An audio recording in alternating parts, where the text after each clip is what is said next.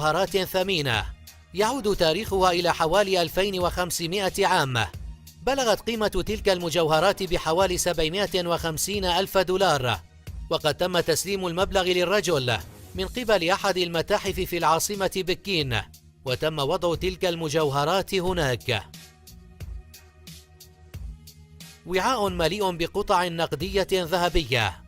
في سنة 2016 أخرجت آلة حفر وعاء قديما من التراب عندما كانت تحفر خندقا بإحدى القرى الواقعة في الجنوب الغربي للهند، وقد سارع أحد القرويين إلى أخذ تلك الجرة إلى منزله بمجرد أن شاهدها، وهناك عثر على قطع نقدية ذهبية بداخلها. كانت هناك 1127 قطعة نقدية من الذهب مؤرخة ب1847 و1894.